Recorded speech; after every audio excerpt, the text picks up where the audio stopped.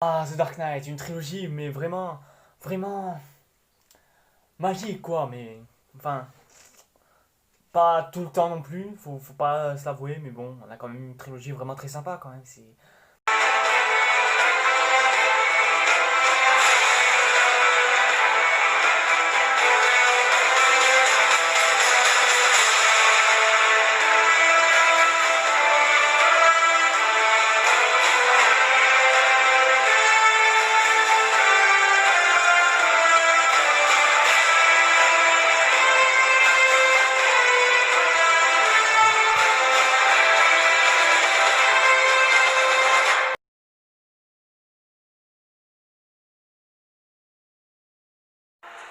Ils se rueront sur tes pas, ils trébucheront, ils tomberont, mais le moment venu,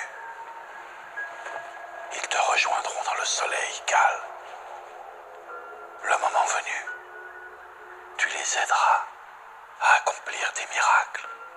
Et donc bonsoir et bonjour tout le monde, c'est Reza Thierry. Aujourd'hui cette fois-ci on se retrouve pour en finir une fois pour toutes avec cette trilogie. Et surtout aussi parce que bah fallait bien que je continue mon intégrale de Christopher Nolan quand même. Parce que bah voilà, j'ai enchaîné maintenant plus que 4 films, il n'en manque plus que 2 hein, littéralement. Donc voilà, comme le temps peut passer super vite hein, quand même, faut pas... Ouais, Par contre j'avoue j'ai été très lent. Parce que poster une vidéo de film par semaine, j'avoue c'est pas non plus l'allure que j'aurais aimé me prendre. Mais bon voilà, mais néanmoins ne vous inquiétez pas, je compte bien bah, rattraper mon retard hein, parce que bah vous inquiétez pas, Interstellar et Inception je vais quand même les enchaîner vite fait quoi et après on verra ce que je ferai ensuite hein.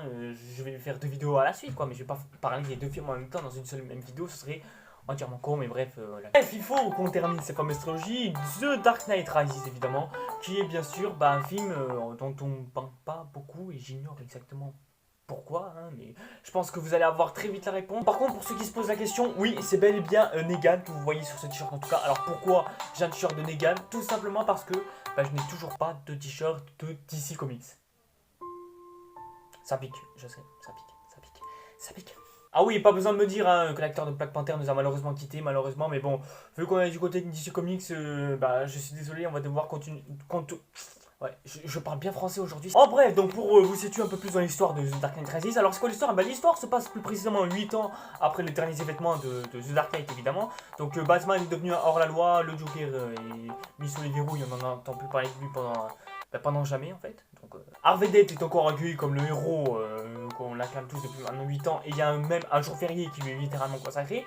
Ce qui fait plutôt énormément plaisir, moi qui aime bien plutôt Double Face, puisqu'il s'appelle comme ça dans les comics. Hein. Et malheureusement, il y a tout qui va chambouler, puisque bah, malheureusement, un nouvel ennemi apparaît, puisqu'il s'agit bah, de Bane. Donc Bane, pour ceux qui ne savent pas qui c'est, bah, c'est...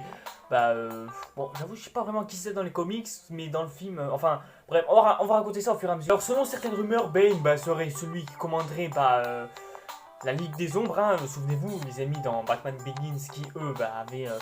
pour mission de ramener la paix dans ce monde, malgré que ce soit un petit peu, euh, voilà, je vois pas comment je pourrais dire ça, un petit peu extrême quand même, mais bon, ils vont quand même violents. Je vous rappelle quand même que d'après eux, c'est eux qui ont quand même provoqué la chute de l'Empire romain, donc pour montrer à quel point ils sont puissants. Et donc pour un ennemi de taille, bah, il fallait tout simplement ramener le Batman qui compte bientôt faire son retour à un moment ou à un autre. Et ça fait exceptionnellement plaisir, même si ça fera pas énormément plaisir à tout le monde, oui, ça c'est vrai évidemment, hein, mais bon, que voulez-vous, hein, c'est Batman, hein, because is Batman. Because I'm Batman.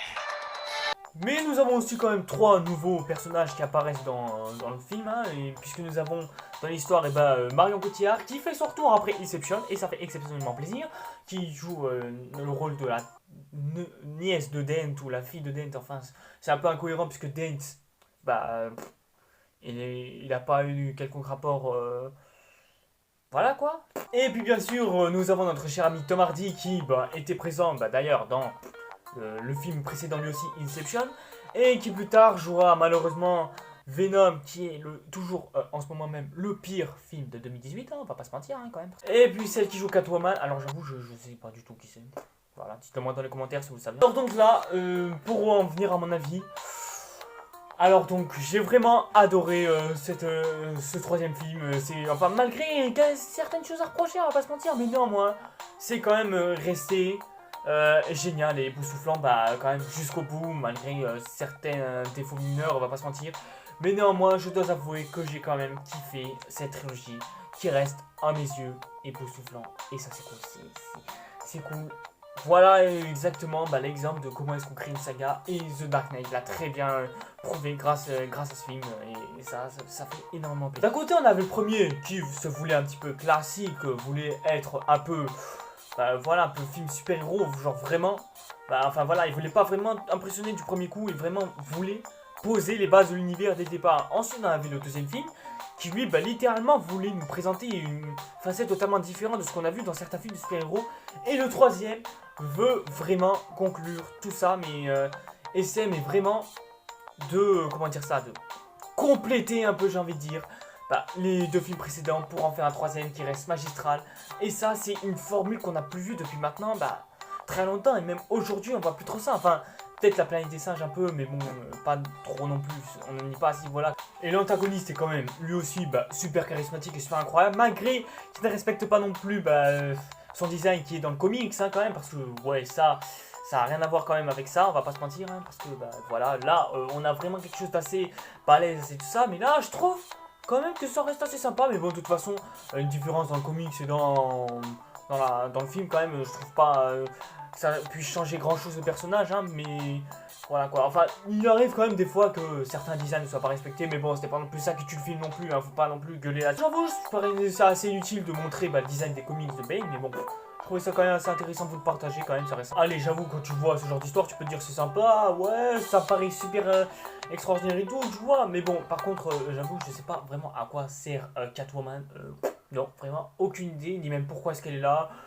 quelle est sa mission, j'avoue, ça sortait un petit peu de nulle part, mais bon, voilà, elle n'a pas servi vraiment à grand chose, mais bon, voilà, elle est là, Et en fait, je trouve que l'histoire, même elle, reste super convaincante, et ça fait énormément plaisir. Bon, déjà, on a le fameux duel entre Bane et, bien évidemment, notre cher ami Bruce Wayne, qui lui reste quand même épique dès le départ, surtout la rencontre entre ces deux personnages-là était vraiment super épique, et ma foi, très très divertissant, honnêtement, et ça fait énormément plaisir, et c'est vrai que, vu la puissance de Bane, on peut, je vois pas comment je pourrais décrire ce combat. Vraiment, le duel entre Bane et Batman, c'était vraiment quelque chose d'extraordinaire. Surtout ce que tu vas en apprendre plus tard. Bon, c'est vrai, on ne révèle pas ça maintenant, mais bon, c'est bien quand même de nous révéler. Par contre, il a révélé la vérité au monde, ça y est, c'est bon, et il compte bien sûr détruire Gotham, évidemment, parce que, voilà, on est méchant, il faut bien qu'il n'y ait plus de méchants dans l'histoire, quand même, bon. Ça reste quand même un méchant avec de très bonnes motivations, mais ne s'avérera que meilleur que quand Christian Bale va finir dans la prison où il était. C'est vrai quand même que dans l'histoire, il y a révélation sur révélation, parce que oui, ça y est, le Joker a finalement gagné dans l'histoire, de toute façon, puisque voilà, ça y est, il n'y a plus rien à cacher, puisque Harvey Dent a été reconnu comme étant un ennemi. Batman est certes de nouveau reconsidéré comme un héros, mais bon, il est jamais là quand il faut de toute façon, et ça on l'a bien vu évidemment. Et puis ensuite, le type il compte mettre à feu et à sang littéralement la ville de Gotham, et il transforme littéralement ça en une sorte de nouvel empire. D'autant plus que Épouvantail est revenu en plus, donc à quoi il sert exactement, à part faire des tribunaux? Aucune idée. Non, je sais. Là où ce film est un putain de bijou, honnêtement, on va pas se mentir, c'est lorsque Batman a eu la révélation comme quoi, Bane était le fils de Ra's al Ghul, et ça, c'était une idée de génie. Il fallait vraiment avoir but de la drogue ou quoi que ce soit, genre. Le scénariste, il s'est dit, il faut que Bane, ce soit le fils du premier antagoniste de la trilogie. Non mais, qu'est-ce qu'il a bu pour faire ça? Qu'est-ce qu'il a fumé pour faire ça? Non mais putain, mais c'est une idée de génie en fait. Parce que souvent, les films, ça parle un petit peu de leurs films précédents, genre pour montrer que ça y est, c'est la suite, tout ça, machin, truc bidule. Et en fait, non, c'est parce que le dernier film se repose littéralement sur l'histoire des deux autres films en même temps. Et ça, c'est super génial, et ça fait depuis... ça fait depuis jamais qu'on a eu quelque chose comme ça. Enfin, même pas dans Star Wars, limite, quoi. C'était vraiment génial et bien trouvé à la fois. En bref, c'était vraiment époustouflant et bien trouvé. Et de préciser aussi exactement d'où il vient, je trouvais que c'était quand même super sympa, même si la prison ne ressemble pas énormément à un enfer, on va pas se mentir. Et je vais peut-être allumer la lumière, je crois qu'il fait un petit peu sombre quand même. Ensuite, nous avons évidemment Marion Cotillard qui, elle aussi, ne sert strictement à rien, si ce n'est être en couple avec notre cher Batman. Pourquoi pas. En bref, pour tout dire, cette histoire est super bien construite. Et donc, voilà exactement comment on fait pour créer une saga. Il faut que cette saga soit déjà une vraie bonne saga appréciée de tout le monde, quelle est sa propre histoire, qu'elle propose littéralement des idées de génie. Évidemment, il faut avoir fumé énormément pour pouvoir proposer des génies de ce genre et s'être levé tôt évidemment. Et puis voilà, exactement. Si t'as ce genre de formule là, que t'es intelligent et que t'arrives à forger un scénario comme ça, que tu développes tous tes personnages, que tu leur trouves aussi une utilité, ce sera aussi pas mal d'un côté. Le scénario est écrit, mais vraiment d'une perfection absolue, c'est vraiment époustouflant. Genre, trouver des idées aussi bonnes que ça, faudrait vraiment être fou. Bon, par contre, la neige qu'il y a à Gotham, va falloir me dire à un moment ou à un autre de ça sort, et cette façon d'exiler les gens, j'avoue, c'était un petit peu mal trouvé. Moi, j'aurais plutôt écrit un truc du genre. Genre allez quelque part, faites attention c'est rempli d'huile et si vous finissez brûlé, déjà vous allez crever déjà pour commencer. Et si vous êtes zombie, vous allez rester exilé parce qu'il y a quelques points où c'est pas huilisé et donc comme ça au moins vous allez brûler ou pas. Enfin voilà, ça paraît un peu voilà, mais ça reste déjà pas mal que leur truc de glace ou s'ils tombent, ça y est, ils crèvent et tout. Voilà, la bataille finale elle est comme être aussi épique quand même, l'histoire des policiers qui veulent se confronter à celles qui pensent pouvoir faire la justice dans l'histoire. Et c'est vrai quand même que le combat était quand même assez époustouflant et super impressionnant tout de même. Même le duel entre Batman et Bane, même si, bon, on va pas se mentir, j'aurais peut-être mis un petit peu plus longtemps, c'est vrai, afin que le combat puisse durer le plus longtemps possible. Et puis le moment où notre cher Bane va enfin pouvoir se faire achever, il fallait que ça arrive. Il fallait que ça arrive ce moment-là. Il fallait que ça brise absolument tout le film. Et c'était cet extrait. Child of Ra's al Ghul may decline. But he's not the child of Ra's al Ghul. I am. And though I'm... Putain, non. Pourquoi est-ce qu'il fallait qu'il fasse ça, putain? Pourquoi?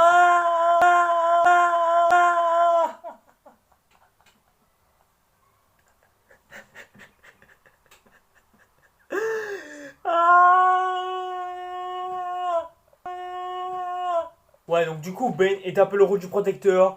C'est triste quand même, mais c'est dommage quand même parce que il avait parfaitement le rôle de l'antagoniste principal du film et ça se voyait énormément. Quand même, déjà le passé terrible, son histoire, le charisme surtout, quand même, on va pas se mentir, parce que sinon, voilà. Puis, bon, par contre, j'avoue, ne pas révéler la vérité que Harvey Dent, en fait, c'était lui le méchant et que Batman était gentil depuis le début. J'avoue, ça sortait un petit peu de... bon, j'avoue, c'était sympa de garder le secret d'un côté. Mais bon, au final, ça aurait eu aucune conséquence. Et j'aurais vraiment aimé que ça en ait. Enfin, si, à un moment, ça a conséquence, au moment de la révélation. Mais qu'au moment de la révélation. Et ça, c'est vraiment dommage. Donc, du coup, ce qui fait que ça apporte aucune utilité au film. Et surtout, à la fin de The Dark Knight, qui nous montrait que il faut que Batman soit un anti-héros. Et donc, du coup, tout ça, ça servait un petit peu à rien. Et ça, voilà, quoi. Ils ont vraiment... gâché un peu le deuxième film uniquement pour ça. Et après, je me dis, c'est pas très grave pour Bane. Au moins, il a eu une mort plutôt sympa.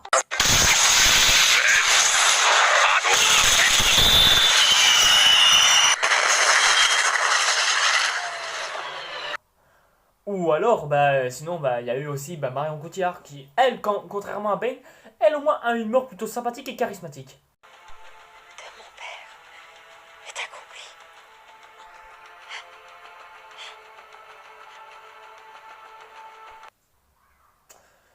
Ouais, bon, au moins, la fin aura été plutôt sympa quand même avec Batman qui...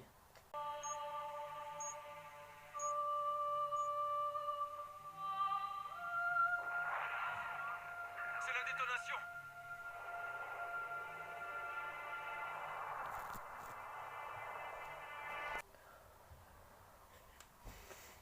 Ouais, bon. Ou au pif, au moins, il n'y a pas au moins une grande révélation. On prouve au moins que c'est fini et tout. You should use your phone there. I like that name. Robin. Thanks. Why are we even worrying about the stabilization? Fallait vraiment qu'il y ait Robin là dans cette histoire. Bon, au moins, il trouve pas la Batcave.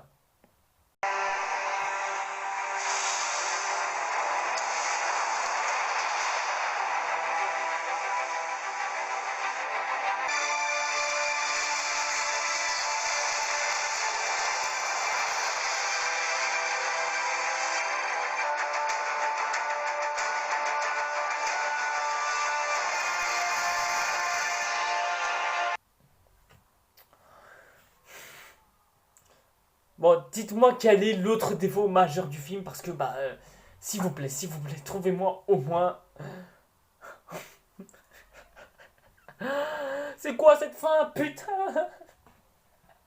Gros, ça veut dire que la fin de The Dark Knight a été entièrement gâchée. Mais pourquoi ça? Pourquoi? Non mais je veux dire, cette trilogie était tellement parfaite quand même. C'était limite un immeuble que je voyais en fait. Tu vois, genre comment on avait construit cette saga, les aboutissants du début à la fin, les révélations, etc. etc. La construction de l'antagoniste et tout. Mais non, tout ça se base sur... Tout est détruit par cette fin catastrophique. Mais vraiment du début de la fin à la fin de la fin. Par contre, Alfred, lui aussi est totalement inutile, hein, on se demande ce qu'il fait là, et Catwoman même à la fin, mais pas non plus servi à grand chose, si ce n'est libérer les policiers quand même, mais 2-3, mais bon, y a bien d'autres personnes qui peuvent s'en charger, donc ça, à la limite, c'est pas non plus un énorme problème. Putain, c'est trop dommage, j'aurais voulu avoir une fin totalement différente de celle qu'on a eu là, et là, vraiment, mais c'est une catastrophe totale ambulante. Oh mon dieu, c'est trop dommage, putain, oh, la trilogie était si parfaite que elle méritait pas une fin comme ça, limite il méritait pas une fin comme ça. Mais bon, par contre, pour ceux qui s'attendent à une suite avec Robin et tout, ça sert à rien de rêver, puisque de toute façon Christopher Nolan a dit que cette suite serait immédiatement annulée de toute façon, donc ça sert à rien de vouloir rêver. Non, vous aurez pas de ça. Bon, du coup, conclusion, qu'est-ce que je pense de The Dark Knight Rises? Alors, je vais pas... Alors, ce film est bon, mais avec une fin catastrophique comme celle-là, je dirais une mort.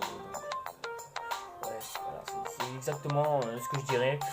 D'un côté, il y a des bonnes idées et tout, mais vu que la fin a tout gâché, du coup, pour la note, je vais lui donner, je vais quand même lui mettre un 60%, hein, malgré les bonnes idées qu'on a eues et la façon de forger une saga et tout, parce que la façon dont on forge cette trilogie et tout est super incroyable. On nous donne une bonne conclusion à tout ça, mais tout ça pour une fin, mais vraiment catastrophique. Donc voilà quoi, 60% pour The Dark Knight tout simplement. Bon les gens, c'est tout pour cette vidéo, on aura au moins fait les 3/4 de l'intégral Christopher Nolan. Il ne manque plus que Interstellar et Dunkirk, et après peut-être on s'attaquera à Tenet, qui je sais est sorti au ciné, pas besoin de me le rappeler, et puis peut-être qu'au milieu il y aura peut-être une vidéo sur les nouveaux mutants, qui sait, ça viendra à un moment ou à un autre, hein, ne vous inquiétez pas. Et donc voilà, en attendant, merci à toutes et à tous d'avoir suivi cette vidéo. Donc voilà, et si c'est le cas, n'hésitez pas à me dire dans les commentaires ce que vous avez pensé du film, etc. N'hésitez pas aussi à checker mes autres vidéos. Si vous m'aimez bien, vous pouvez toujours me suivre sur les réseaux sociaux, ça fait toujours plaisir, etc. Et si vous aimez bien mon contenu, ainsi que mes vidéos que je fais régulièrement, n'hésitez pas à vous abonner à la chaîne et activer la petite cloche pour être au courant de toutes les vidéos qui viendront. Et en attendant, on se retrouve pour une prochaine vidéo. C'était Rastia. Scénario chaotique, j'attends le verdict dans ma geôle. Dans ce film dramatique, j'ai toujours eu le premier rôle. Premier cross, faites sa mère. Première go, faites sa mère. Première liasse, faites sa mère. Premier contrôle, main en l'air. Ma première sortie en boîte, enjaillement avec les frères. J'aurais pu souffler dans le ballon, j'avais pas de quoi me payer un verre.